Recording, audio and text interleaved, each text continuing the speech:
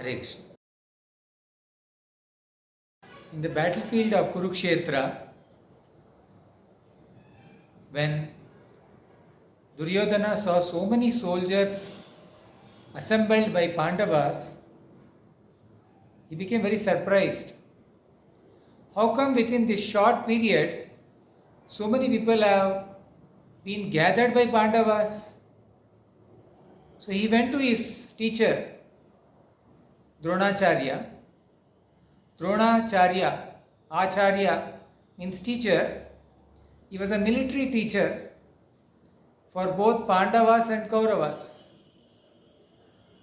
But Dronacharya and Bhishma, they never joined Pandavas because that time the financial power, the ruling power was there with Kauravas. Nor did Arjuna and Yudhishthir Maharaj went to them and asked, why don't you join me? They were satisfied with Krishna. So this agitation in the minds of Kauravas, for that reason, Dronacharya was questioned very diplomatically by Duryodhana. He questioned him that how come they have gathered so many nice soldiers, and who has gathered these soldiers, who is leading this army is his own disciple, Drishtadyumna. Drishtadyumna was a son of Drupad Maharaj, who was a friend of Dronacharya, and Dronacharya knew that this person will kill me. So he is agitating him by mentioning a Sanskrit word Dhimatha. Your disciple, intelligent disciple, Dhimatha. Sanskrit is a very reformed language, even called Devanagari. It's used in the heavenly planets. Just like we also use Roman alphabets, even in some countries they use, European countries they use. Similarly, in the heavenly planets, they use Sanskrit. That's why it's called Devanagari. It's so specifically mentioned how Dhimata means intelligence, and Mat means one who possesses. Like this, each word has very clear explanation. Even Greek and Latin especially is told to have derived from Sanskrit. Like we see some examples like Matravat. This word is maternal. Matri, paternal, like Pitri Shabda. All come from Sanskrit only. Father, mother. So here, Pashyaitam Panduputranam Acharya. My dear teacher, just see how many soldiers are standing there on behalf of the Pandavas. And they have been arranged by your disciple who is meant for killing you. So actually, Duryodhana is a diplomatic person and he wants to agitate Dronacharya. But Dronacharya, he knew, because he was a teacher of them, and he knew that his teaching to his disciple does not stop him from death. If death has to come anyway, it will come. That's why it is said, death is God. Rake Krishna Mare Ke. If Krishna desires to kill somebody, God has decided, or destiny is there, and they have to be killed. Nobody can give him protection. And if he wants to be saved, nobody can kill him. That is Krishna's protection. There are many people who they are about to die, but nothing happens to them. Like somebody is walking in the house and they'll slip from the staircase and they'll fall down. It's not only that when you go outside, you have some accident. Within the house also there can be accident. Bad karma. Anywhere, anything can get affected. So Duryodhana is thinking that death will come, you have to be protected, you have to safeguard yourself. Nobody can be safeguarded by death.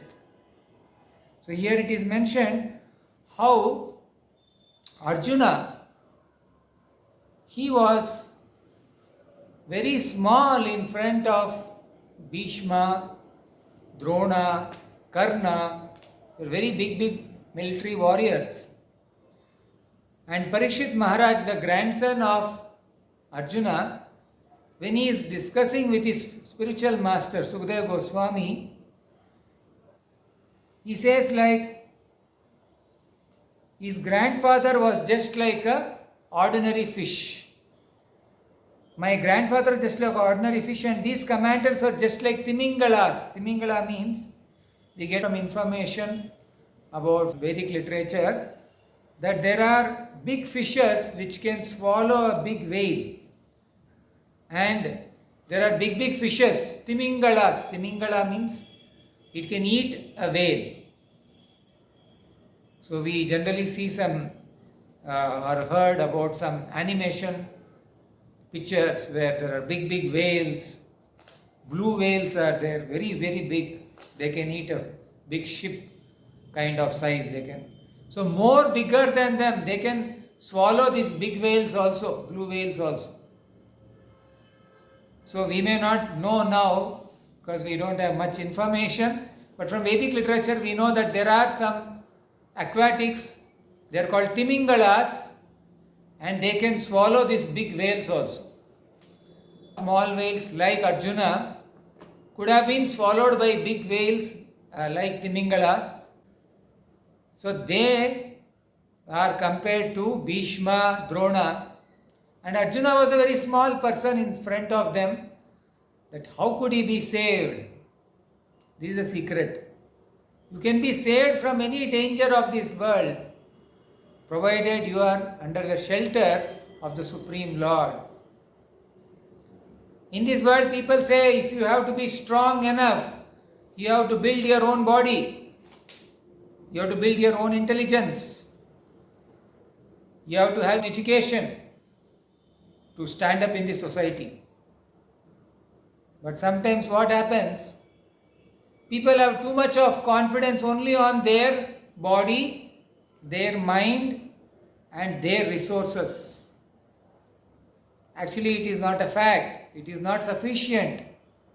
Even though you may have lot of resources, physically, mentally, still you may not be a successful person.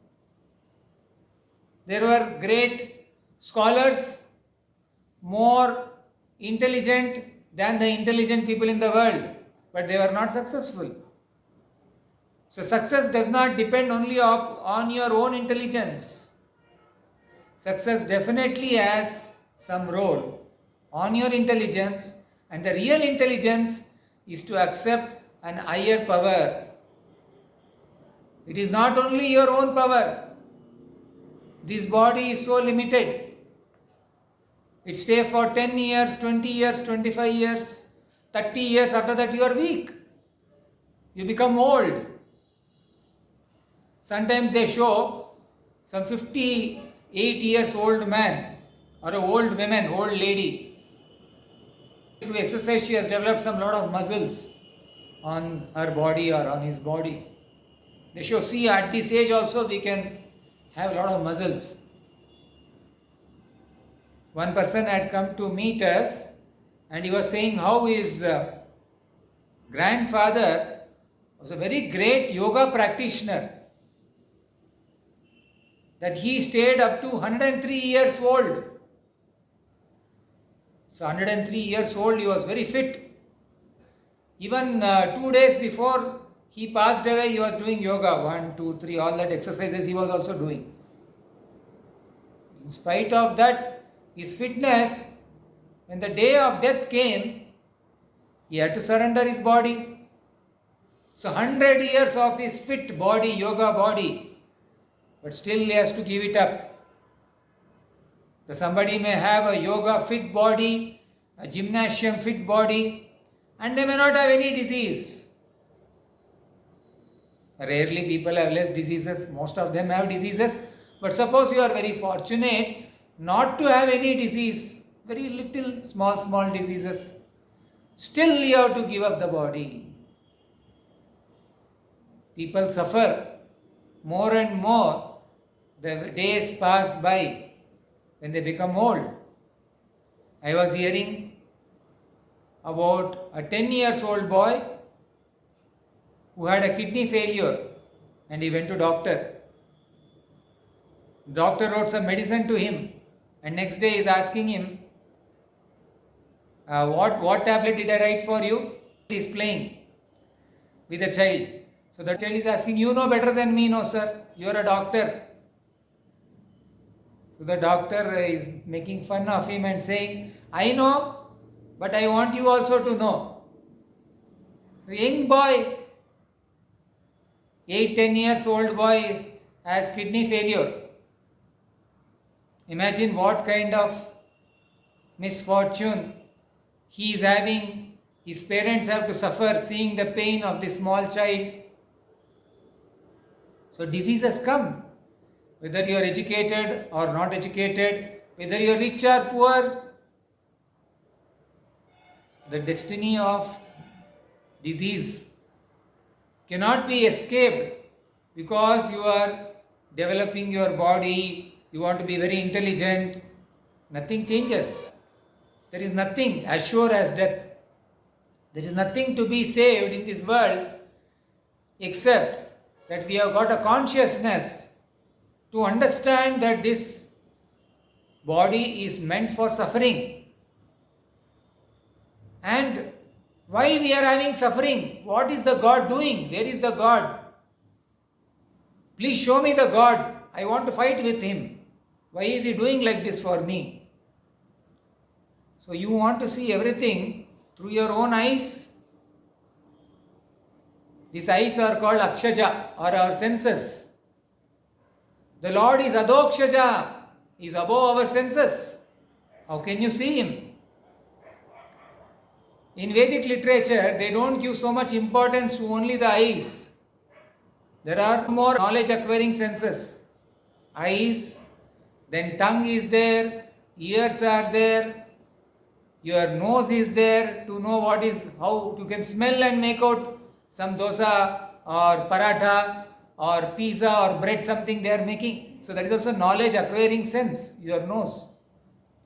When you taste something, close your eyes, still you can make out there is something taste. It is sweet or hot or chilly, spicy or whatever you can make out. That's also knowledge acquiring sense.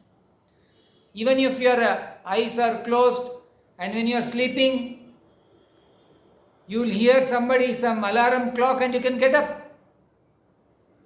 So actually ear is considered to be the higher knowledge acquiring sense than even eyes. We have not seen people who are going to higher planets, but we have heard from science and we are believing it.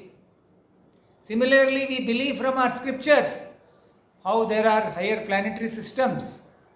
So hearing is much more effective than only grossly seeing. So we can't see much. So these are knowledge acquiring senses.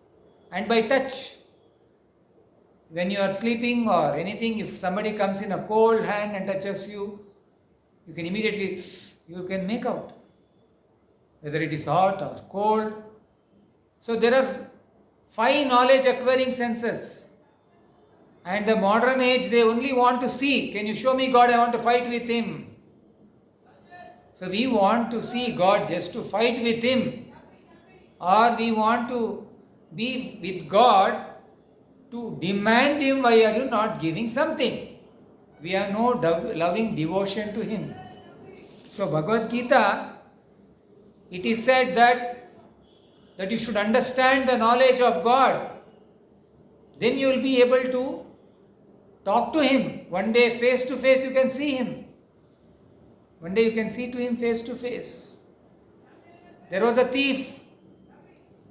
He heard in one professional Bhagavatam class that if you go to Vrindavan, there is Krishna wearing golden ornaments. So he wanted to go to Vrindavan just to go and steal that boy. He had intense desire to go to Vrindavan to see this small boy, a blue colored boy with golden jewels on his body. And he got so much of anxiety to see Krishna. And when he went to Vrindavan, he actually saw Krishna. Because the qualification to see Krishna is to have that anxiety. I want to see him. The desire is important. So we have to understand Krishna through Bhagavad Gita and Vedic literatures, not blindly. There are a class of so-called spiritualists. They are called Sahajiyas. Sahajiyas means they take everything very lightly. For them, spirituality is some emotion only. They don't actually feel this Bhagavad Gita is something in the battlefield. As though Krishna, he has left Bhagavad Gita only for jnanis and yogis, and for devotees it's only Ras Leela. They don't accept Bhagavad Gita, they say Krishna with gopis is important than Krishna with Arjuna. They discriminate actually the knowledge, it is not right. The Sahajiyas, they don't read Bhagavad Gita. They jump over to the Bhagavatam 10th canto where Krishna describes about Ras Leela. They even say, what is the use of mentioning great fighters? Like here it is mentioned Yuyudhana, Virata, Drupada, Drishtaketu, Chekitana, Kashiraja, Purijit, Kunti Bhoja. Like that, there are so many names of the warriors in the fight of Kurukshetra war that is mentioned in Bhagavad Gita. They feel, what is the use of reading all this? We are meant to recite the names of God. What will I get benefit by reciting the names of these warriors? No. It is said, Nirbande Krishna Sambandhe Yukta Vairagyam Uchyate. Anything in connection with the Lord, anything in connection with the Lord, it is as good as the Lord Himself.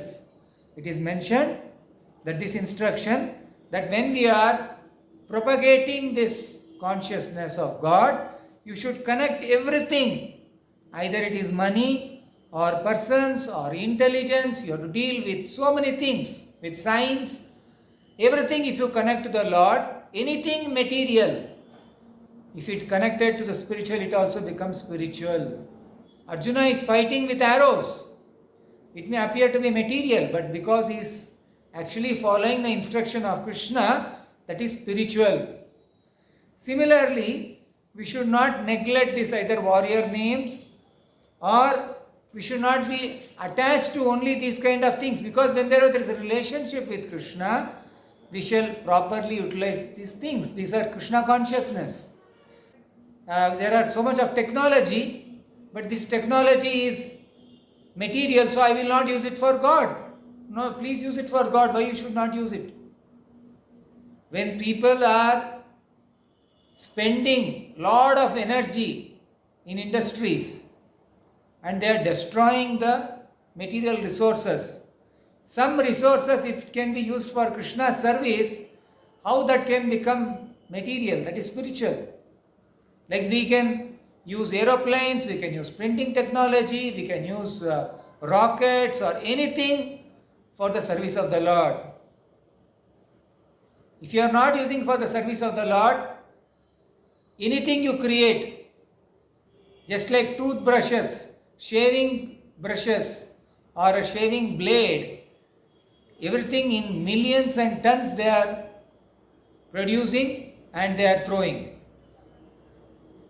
Recently I was hearing from somebody that even the masks, there are millions of masks which are thrown now, which have some plastic element in it, and that is also creating pollution. So in this world everything is a pollution actually. If you are not using for the Lord, even the best thing, like even paper is pollution. The vehicle movement is pollution. We are polluted, the food is polluted, everything is pollution. But if you can use for the service of the Lord, the person who has created it, And the person who are using it, they all get benefited. That's how it is said. Rupa Goswami has said, Nirbande Krishna Sambandhe Yukta Vairagya Muchyate. Nirbandha Krishna Sambandha. There is a Krishna Sambandha, relationship with Krishna, which can be connected for service. If it is not service, it is Falgu Vairagya. Falgu is a river in Gaya, which appears to be like a big river, but it is having sand. So it is not really a river where you cannot go and drown in it. Yukta Vairagya, opposite is Markata Vairagya, are like monkeys who's like a renunciant spiritualist staying in the forest, but it is number one sexual oriented animal. It always wants some 10 partners with him, always.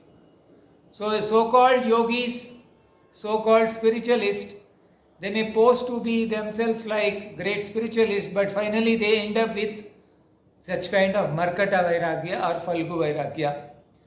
Because if you don't use it for Krishna, this Vairagya has to be used for Krishna service, not for your personal gratification. Personally, you don't have to be anything attached to anything.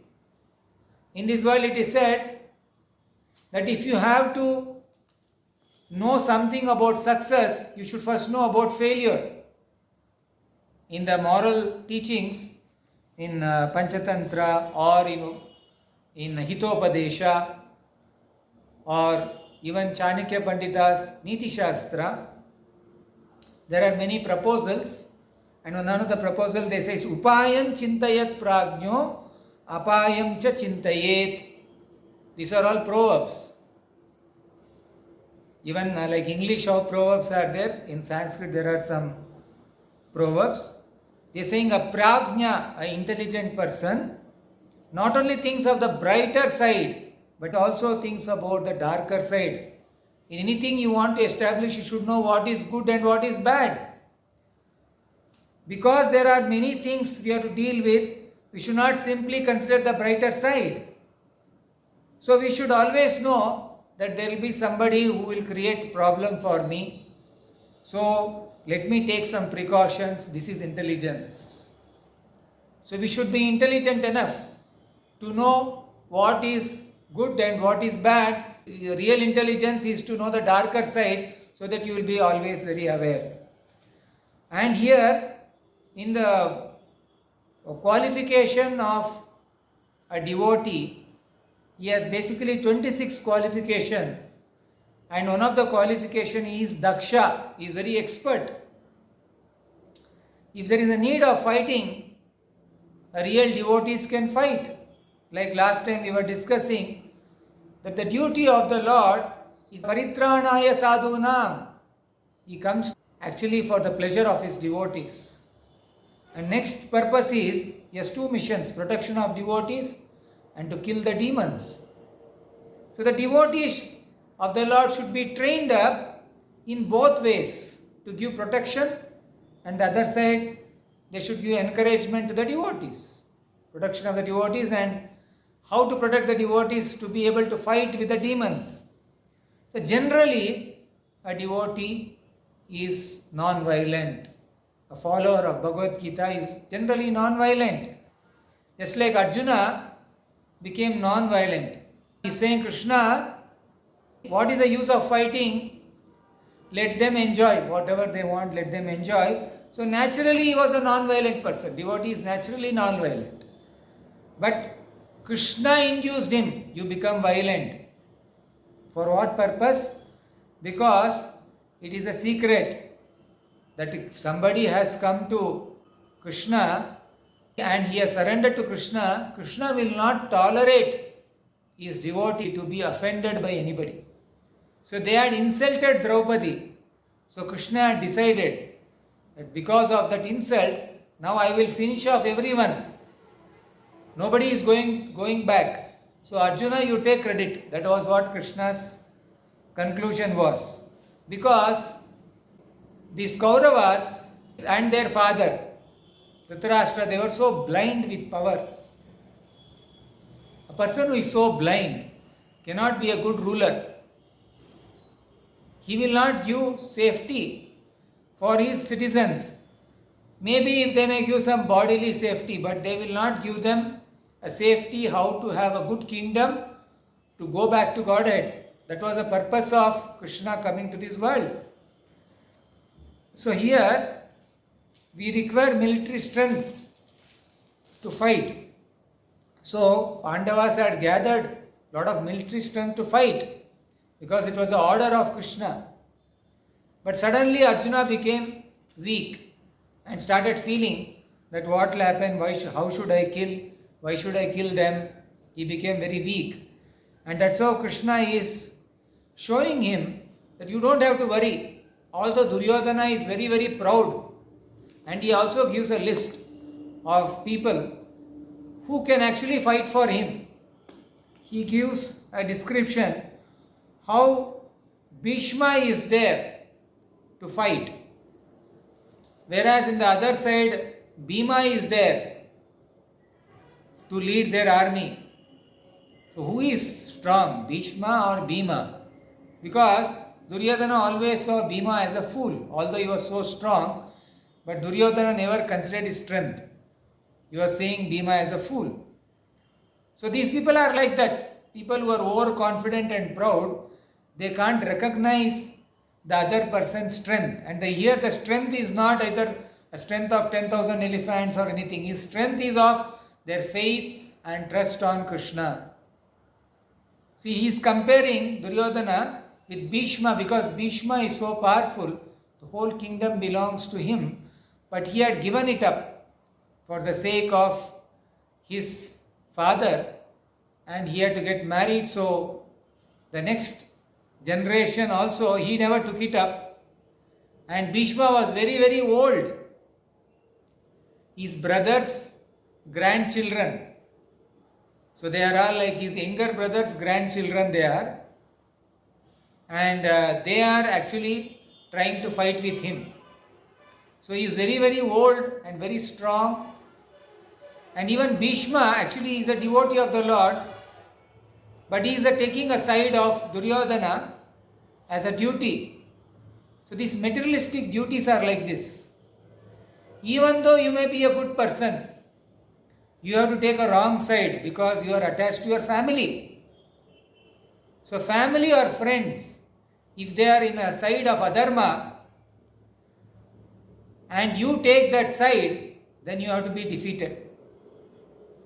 Even if you are having a very, very strong family or friends and enemies who are ready to kill you, and you are in a righteous side, you are in the side of Krishna, you will be protected. That is the teaching of Bhagavad Gita, like how Pandavas were protected because they took the side of Dharma. Whereas Bhishma, although he was a devotee of the Lord, because of his social duties, that he has taken some money from them or he is staying in their kingdom and they have taken care of him, at the time of fighting, how can I come and join now Pandavas? So they took a wrong direction. So they had to fight. Actually, one day it so happened that Duryodhana was not very happy with Bhishma's fighting. So Bhishma noticed this and he said, Duryodhana, these 5 arrows, tomorrow these 5 Pandavas are finished. So that Duryodhana said, grandfather, Bhishma Dev, please give me that 5 arrows. He took that and kept it in his camp. So Krishna knew this has happened and he sent Arjuna that you go to Duryodhana, and once he had given you a boon when you had helped him. So that time you didn't take. So now you go and ask that boon and get that 5 arrows. And when he went there to meet Duryodhana, Duryodhana was very happy to see Arjuna and they received him. This is Vedic culture. Nowadays people so much glorify people who are like Duryodhana or Karna or many great personalities of Mahabharata, that they are so much great, but Krishna actually cheated them. So actually that was a culture of that age. that culture of that age, that if you promise to somebody, you will fulfill it. Even Jarasandha had given some promise, he will fulfill. So Krishna and Arjuna and Bhima want some wish and he gave that wish. And that wish was to fight. And they fought up to death. Two kings are fighting means it will end up with death only. There was no compromise. So like that, even Arjuna when he went to Duryodhana, Duryodhana received him. The culture was, in the night they are friends. Even if you receive an enemy in your house, Shatrum, even if he is a Shatru, is an enemy, you have to treat him like a friend. You should forget that you are an enemy. That is a way to give hospitality. This is a very culture. Nowadays, the ego levels are so much that even if you are a friend, small misunderstanding, you are a close family member, small misunderstanding, they will treat you as the greatest enemy of the world. See, misunderstanding happen always. But this misunderstanding should be for a very small time fight, small time misunderstanding. They know this misunderstanding has happened. I don't mind. It is my own family member. They have done something mistake for me. Let me forgive them. You should forget and forgive small things, like I used to say you. So you should forget. Why to keep it in the mind so much? Meditate on that. They are always my enemy. They are always my enemy. This is because of the modern education. That you are great. You have to be great. You have to be respected. All this so much have been pumped in them, in their personality, that they cannot forget. They cannot forgive people. They cannot forget even small incidences. But you see in the Vedic culture, that Duryodhana welcomed Arjuna. Then he asked, "Oh, Arjuna, you want the kingdom?" Because Arjuna never came for compromising the war. Duryodhana also, you see, actually he never gave any part of the kingdom. He told, even I will not give you a point of the needle space. That much also I will not give you. Krishna asked, can you give them 5 villages sufficient? So Duryodhana knew that now they will 5 villages and tomorrow they will take over the whole. He knew that they are very strong people. He told, what to speak of 5 villages, I will not give even 5-inch space or even a needle space I will not give. But he was ready to give kingdom to Arjuna if he asked for begging or as a boon, I will give you. See, the culture of those days, Kshatriya will never beg and take anything. That's why even Krishna criticized Arjuna when he told, I will give the kingdom to them and go and do some begging. So it appeared to be like Krishna, Arjuna has become a renunciant, but Krishna criticized, oh Arjuna, what kind of warrior you are? You want to go and do begging? It's an insult to a Kshatriya, to a warrior. He never goes and begs. He earns his kingdom by himself. So when Arjuna was offered kingdom by Duryodhana, you want kingdom, you have come for that? Because Arjuna reminded, you had asked me for a boon earlier when I had helped you. And Arjuna had told, now not, I will not ask now, later sometime I will ask. So that boon, he asked, you want kingdom? He said, I don't want. So what do you want? I want that 5 arrows, what Bhishma Deva has given you. He took the 5 arrows and gave it to him. So Krishna got that arrows, and next day morning, a great fight happened, and there Bhishma had declared, now with these 5 arrows, I will kill Arjuna and other Pandavas, or Krishna should break his promise. So Krishna agreed and broke his promise. And when Krishna broke his promise, for his devotee, both are devotees. Arjuna is a devotee, Bhishma is a devotee. You see, even Bhishma was taking a role in the enemy side. Because he is a devotee, So Krishna actually, he was accepting that arrows which are coming and piercing him also as flowers were falling on, just like we do puja, abhishek when we do with the Lord's names, we offer one flower to the Lord's deity. And when Arjuna had to be killed by Bhishma, and first thing was Bhishma was attacking Krishna, and blood was coming out from his body, from his transcendental body. It is not actually a material blood, but Krishna was enjoying that. But externally he showed that fighting spirit.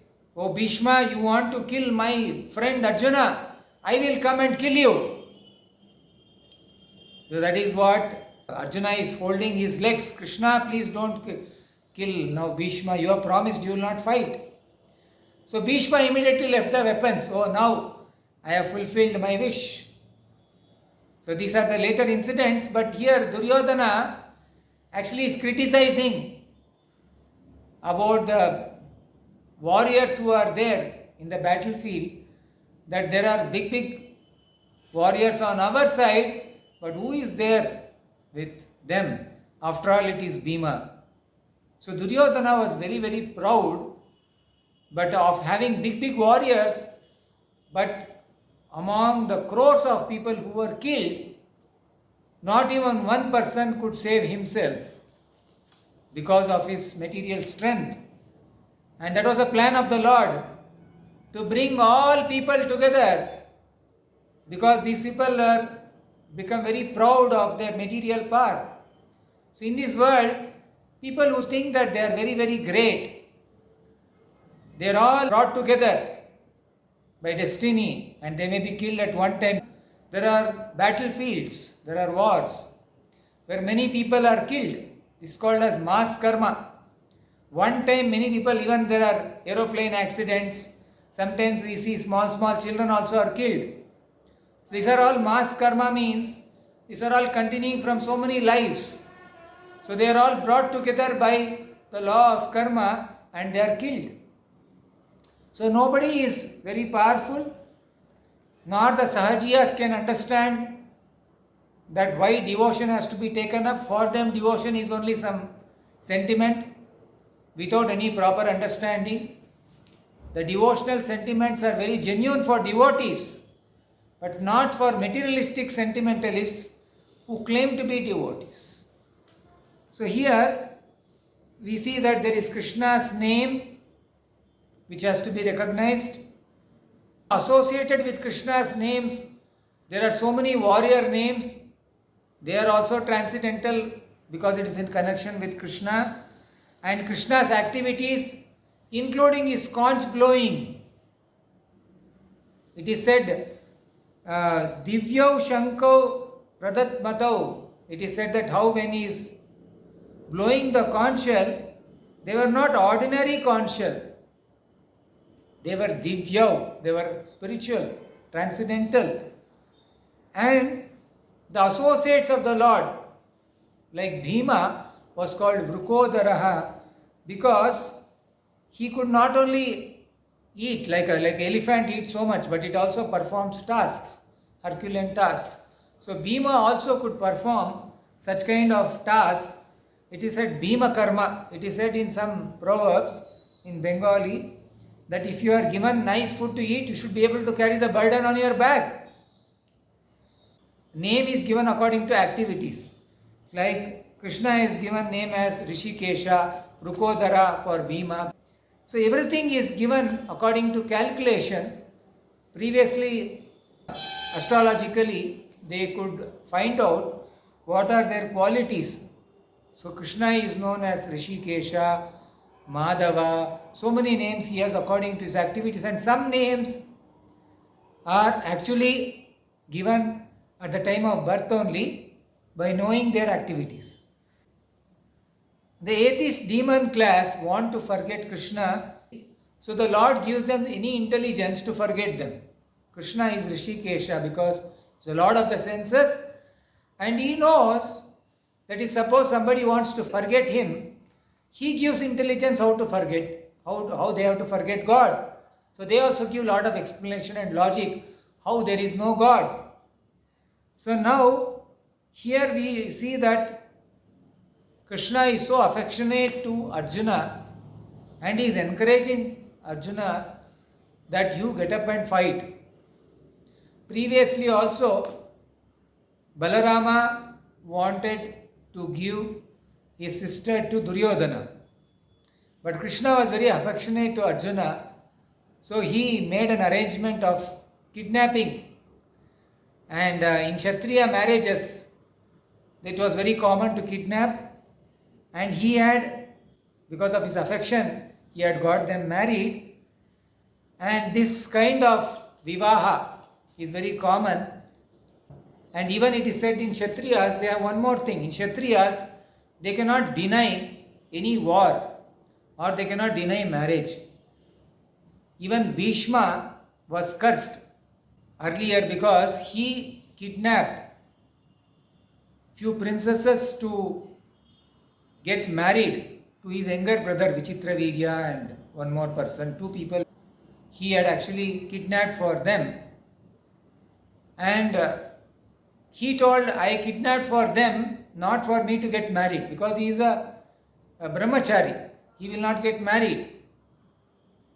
So one among them, she became very angry and she went and took a penance that in the next life she has to take a birth where she will kill Bhishma. So it can create an offense actually. She actually went to Parshurama. There are so many stories in Mahabharata, we are not going into it. But how Kshatriyas cannot deny somebody who has come for marriage. It happened even with Bhima. Bhimasena, he actually met one Rakshasi. They are demons. She wanted to marry Bhima. And actually, Hidambasura was killed by Bhima. And Hidambi, his sister, wanted to marry Bhima. So Bhima, how can he accept? So she came to Yudhishthira Maharaj, Dharmaraj, and asked, see, I want to marry him, he is denying. So Yudhishthira Maharaj immediately told, no Bhima, even if she is a Rakshasi, you have to marry her.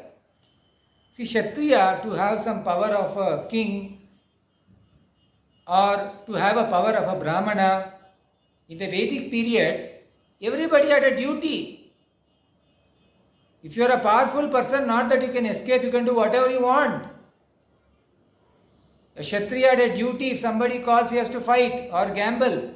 Or if a Kshatriya was called for marriage, he has to get married. He has to marry them and take care of them. So if there are no sufficient people to get married, the king has to give protection to so many women. And when a princess gets married and she used to go to the other kingdom, they also used to follow the princess and her friends. And these friends were also sometimes married by the king. And their children were called Dasi Putra. They were given all privileges. Like Vidura, he could not take the throne of the Pandavas or Kauravas. But actually he was treated like their own brother only. That's the other way of Kshatriyas were giving protection to so many people. Similarly, Brahmanas were giving knowledge. It was not only for caste basis. And the Vaishyas used to take care of cows. And they used to take care of businesses. And Shudras who were not able to deal with anything, they were very obedient. These were not based on caste basis, it was based on their guna karma. So here also we see how that when Kshatriya, when he does not do his duty properly, Krishna took up the task. He had come for dharma samstapana. He had come to protect his devotees and punish the even Kshatriyas who have not properly followed. That's how this Dharma Kshetre Kurukshetre is, this Kurukshetra war is meant to establish dharma. People who and all are not following dharma, you all come one side, and who are following dharma, you come, and I will finish off everything. Krishna had come for a particular business. He had come for finishing off all these kind of Kshatriyas who are actually disobedient to dharma. So, it is said in the Bhagavad Gita that you have to follow the great warriors or great Mahajanas, great Acharyas in the past, even in fighting. You see in the Mahabharata war, Arjuna, he is having a flag of Hanuman, and Kapidvajaha. Kapidvajaha means that the flag of the chariot is Hanuman. Vajrangaji is called because he is following the footsteps of Hanuman. He is praying a Vaishnava should follow his previous Mahajana authority. We don't manufacture ideas. We don't have to manufacture. Maybe I have to do devotion in a different way. Devotion is always same. And our acharyas have taught us how to follow this devotion. And they are saying, we simply accept the activities of the previous acharyas.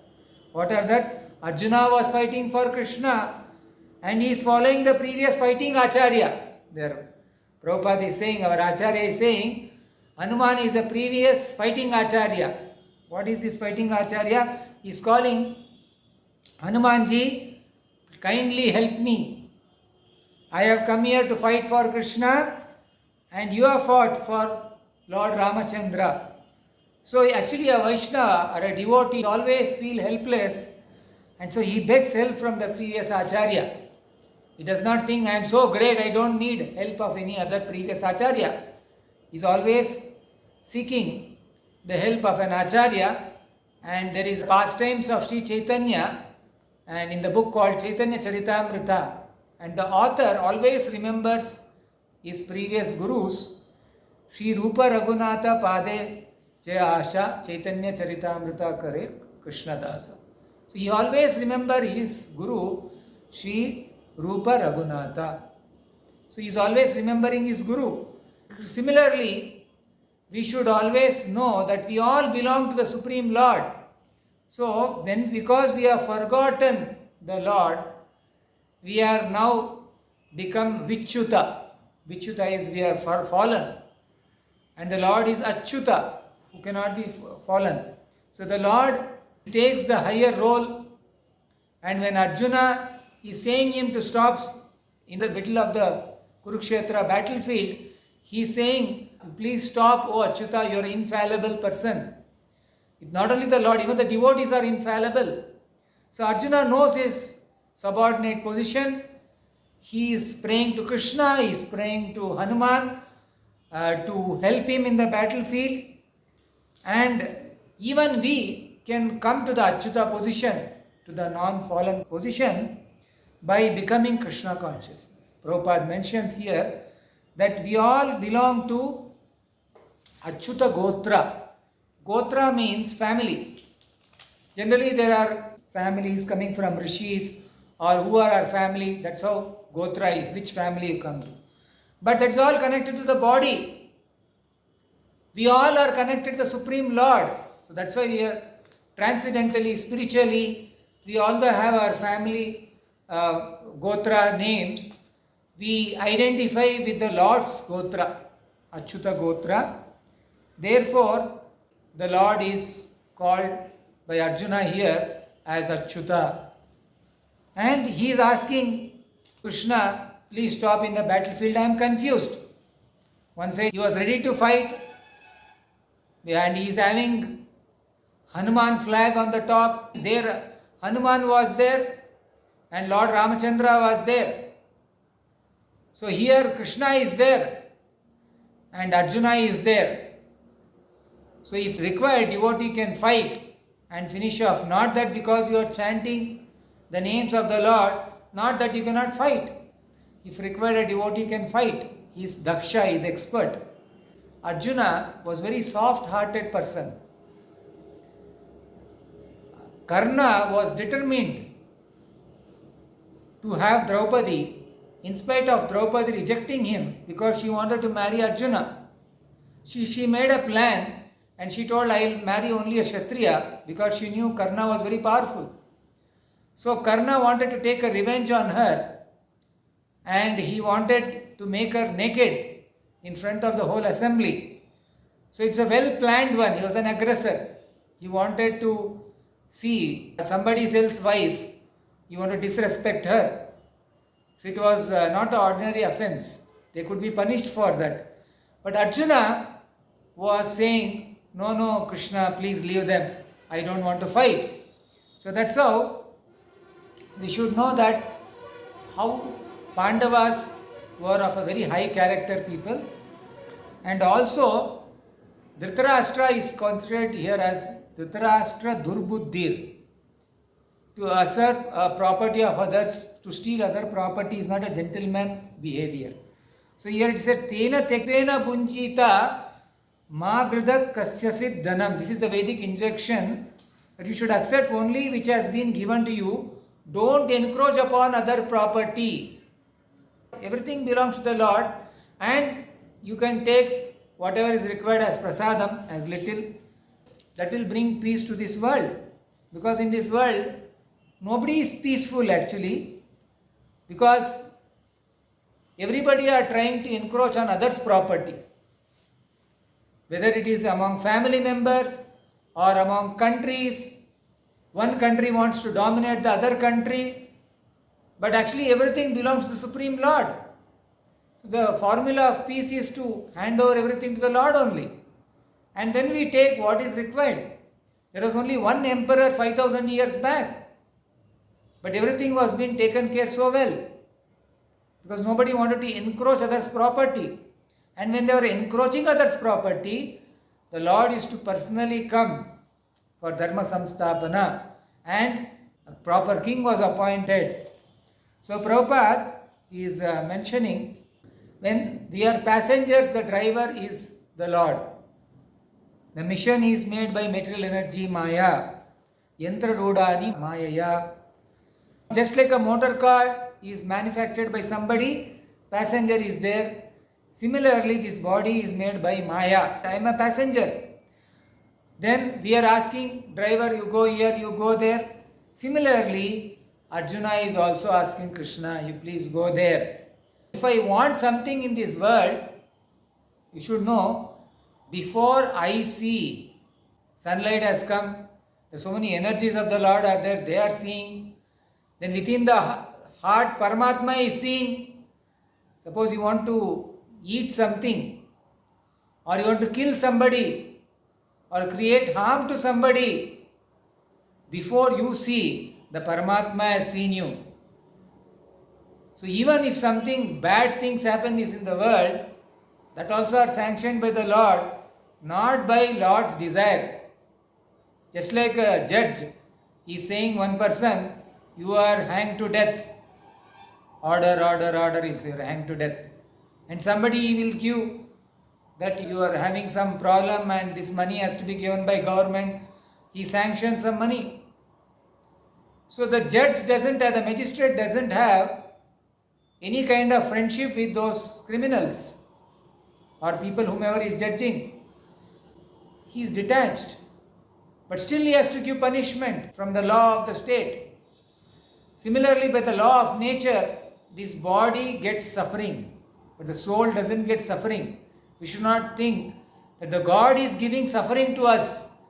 God is giving reformation to come out of this cycle of birth and death by getting a good body, bad body, and after everything one day we'll realize, oh, why am I suffering in this world?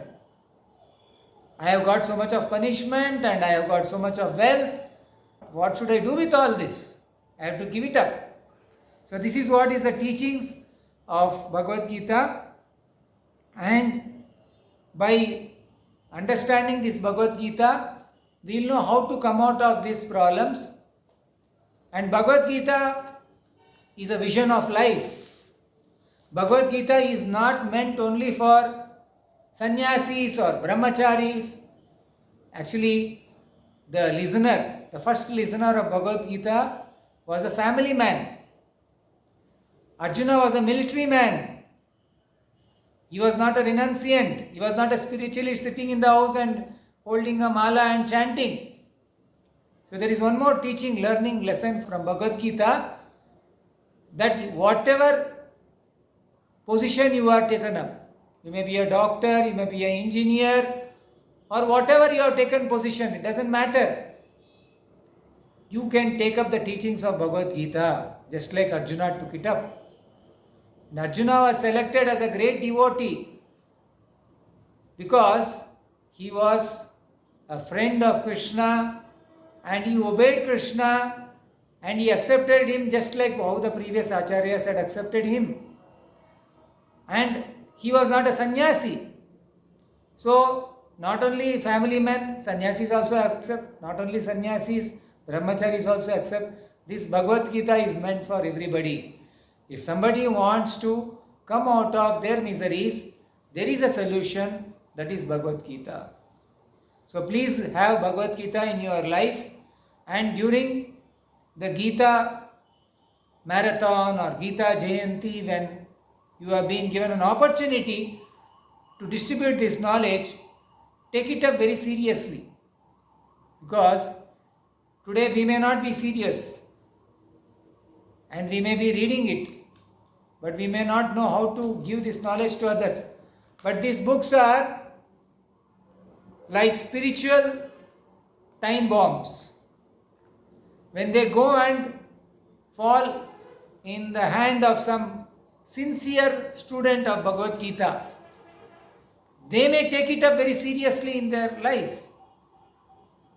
During the Bhagavad Gita distribution season, there are a lot of Bhagavad Gita book marathon stories which have happened in the past. Like there was a person who was about to commit suicide and he had kept everything ready to hang himself. And somebody knocked the door of his house. And he got down to go there. He thought, okay, let me see, somebody is knocking, and after that, anyway, I am dying. So when he opened the door, there was one person holding some books. And he said, can you please take these books? He said, my life is in problem. He said, these books are exactly for you, sir. Please read it. So he thought he is a person who has come to sell something. And anyway, I am dying. Let me give some money to him before my death. What will I do with that notes, paper notes? So he gave some money and that person left. The bookseller left and he thought, anyway, I am dying. What are these books? He opened one page, second page, third page, fourth page.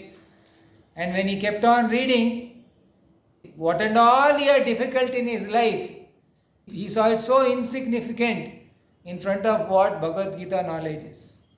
So he gave up his idea of suicide. And then he took up to this Krishna consciousness very seriously. So we really don't know who takes up this process, when they can take it. The whole world, people are suffering. They are all in frustration. There are many celebrities who are very successful. When their career was in the top, they are very successful. They are always worried. Maybe in next 5 years, somebody else will come and take my position. They worry even for heavenly planets. Indra, he is getting worried who will come next and occupy my post. So this anxiety will remain in this world.